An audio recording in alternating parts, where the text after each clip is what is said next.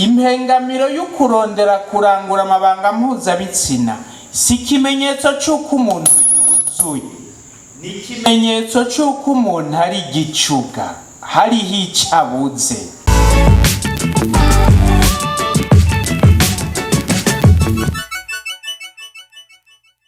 Intungane.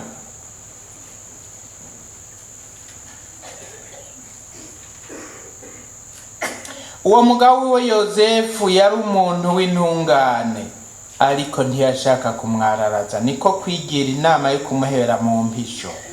Ukwitwa intungane niryo teka risumba yandi muri Bibiliya, kuko abantu b'intungane n'ibimana ikunda, nk'uko Izaburi 146:8 kabivuga ngo Umukama akunda intungane.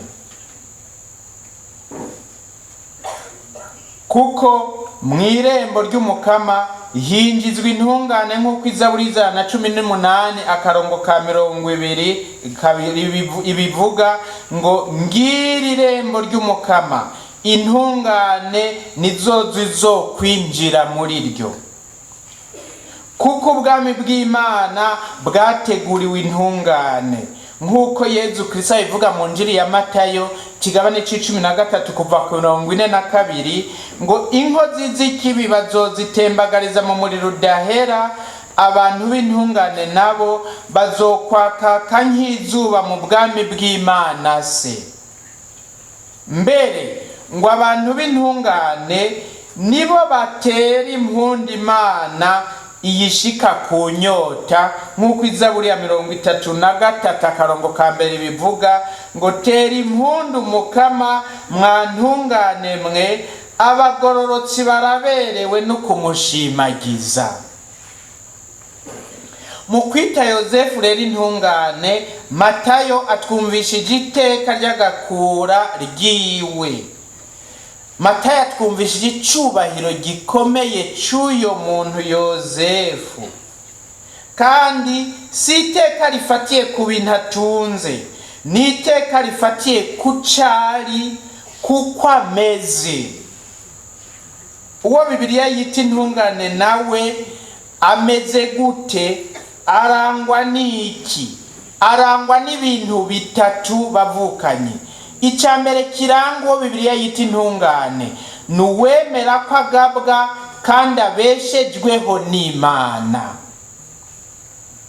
Icya kabiri kimuranga ni uwamarondera kumenya icyo Imana imwitezeko, icyo Imana imushakako. Ubwa gatatu ni uwurangura adahigima icyo yategereye ko Imana imushakako. Ibyo bitatu nibyo biranga uwo Bibiliya yita intungane: ni uwemera ko agabwa kandi abeshejweho n'Imana, ni uwamarondera kumenya icyo Imana imwitezeko imushakako, ni uwurangura adahigima icyo yategereye ko imushakako. Twihweje Yozefu mweranda rero mu kubaho kwiwe, dusanga yarangwa n'ibyo bintu bitatu. Amaze kubona ko uwo yareheje yibungenze, kandi bari barasezeranye ko naho bazobana bazogumana ubusugi, kuko Yozefu na Mariya bari barasezeranye ko naho bazobana bazogumana ubusugi. Muti ibyo byanditswe he gapati?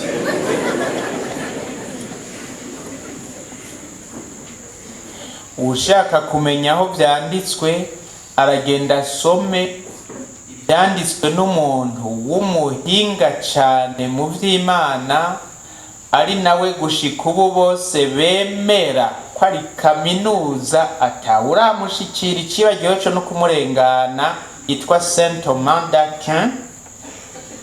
Mu kigabane yanditse cerekeye la virginité de Marie, ikigabane ca 4 inomero ya 3.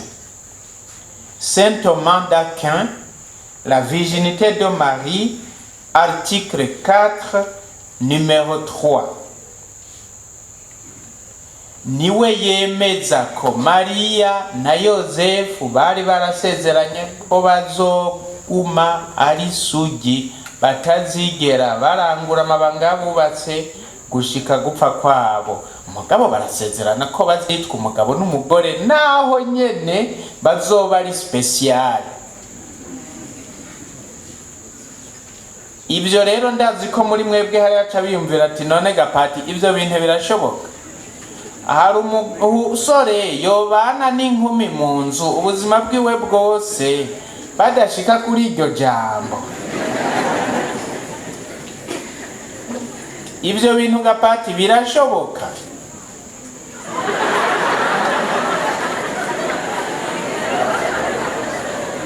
Ibyo bintu birashoboka? Hari uhari yuciye yishura ngo ya oyishe ngo ya ndamutegera. Igituma ndamutegera nuko atazi icyari hagati na Yozefu na Mariya. Yozefu na Mariya bari bafise Yezu hagati yabo.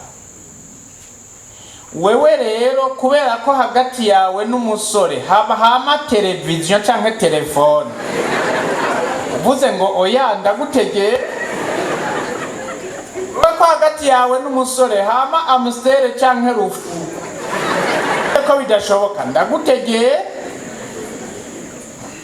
Mugabo wo hagati yiwe nawe hari Yezu, Imana nzima, birashoboka. Kuko nashaka kukumenyesha wo wavuze ngo oya impengamere y'ukurondera kandi wavuze umengana umukobwa. Numvise ijwi n'umukobwa ntihenze, n'umukobwa yabivuze.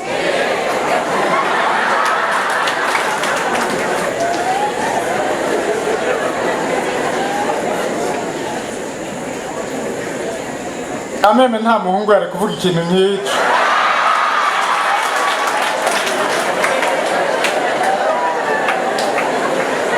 Abahungu barazi ko bishoboka.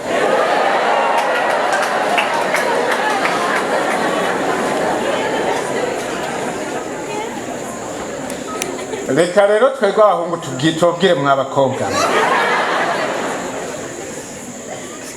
impengamere yo kurondera kurangura amabanga mpuzabitsina si ikimenyetso cy'uko umuntu yuzuye, ni ikimenyetso cy'uko umuntu ari gicuga. Ndabasubiriramo,